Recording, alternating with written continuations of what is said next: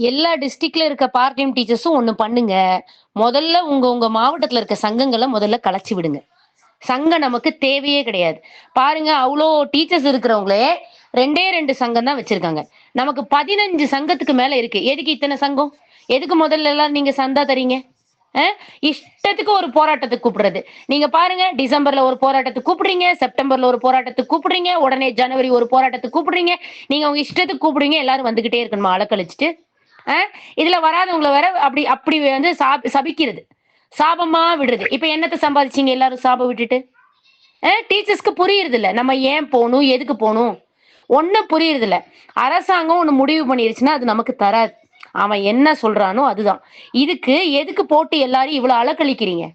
போன ஸ்ட்ரைக்கு கூப்பிட்டீங்க, ஒருத்தர் ஆக்சிடென்ட்ல செத்து போயிட்டார். இந்த ஸ்ட்ரைக்கு கூப்பிட்டீங்க, ஒருத்தர் சூசைட் பண்ணி செத்துட்டார். இந்த சாவுக்கெல்லாம் நீங்க பதில் சொல்றீங்களா? அவங்க வீட்டு சாபத்தெல்லாம் வாங்கி கொட்டிக்கிறீங்களா நீங்க? உங்களுக்கு பொட்டி வேணும்னா நீங்க வேற ஏதாவது பண்ணுங்க. எதுக்காக பார்ட் டைம் டீச்சர்ஸ அலக்களிக்கிறீங்க நீங்க? என் கேள்வி இதுதான். நான் 8 வருஷமா இந்த கேள்விய தான் கேட்டுட்டு இருக்கேன். எதுக்காக பார்ட் டைம் டீச்சர்ஸ நீங்க அலக்களிக்கிறீங்க?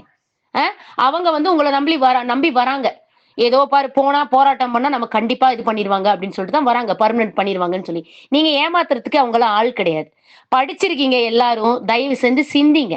யாரு பின்னாடி போறோம்? யாரு போராட்டத்துக்கு கூப்பிட்டுருக்கா? யாரு பின்னாடி போணும்னு. இதுவரைக்கும் ஃபெயிலியர் ஆன போராட்டம் பண்ணி ஃபெயிலியர் ஆன யார் பக்கத்துலயும் நீங்க நிக்காதீங்க. முதல்ல இந்த வயசானவங்கள யாரையுமே உங்க அசோசியேஷன் லீடரா நீங்க வைக்காதீங்க. யாருக்கெல்லாம் 5 வருஷம் தான் சர்வீஸ் இருக்கோ, நீங்கலாம் அசோசியேஷன்ல நிக்காதீங்க தலைவரா.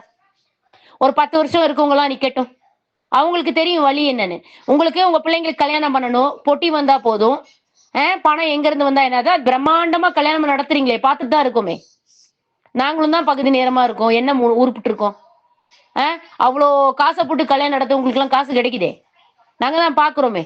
எல்லா ஊர் நிர்வாகிகளும் பேரு பத்திரிக்கை அம்மா பெரிய பத்திரிக்கை போட்டு கல்யாணம் பண்றீங்களே. பார்த்துட்டு தான் இருக்கோமே. யார் வீட்டு வயித்தெரிச்சல வாங்கி கொட்டிக்கிறீங்க நீங்கலாம். இன்னொரு டைம் ஸ்ட்ரைக்குன்னு நீங்க கூப்பிட்டு பாருங்க. இந்த ஸ்ட்ரைக் ஆரம்பிக்கும் போதே நான் ஒரு மெசேஜ் போட்டேன் பாருங்க. ஸ்ட்ரைக்குக்கு நீங்க போனா போய்க்கங்க. இந்த வராதவங்கள திட்டுற வேலையெல்லாம் நீங்க வச்சுக்காதீங்கன்னு சொன்னேனா, எங்களெல்லாம் திட்டுறதுக்கு உங்களுக்கெல்லாம் தகுதியே கிடையாதுங்க.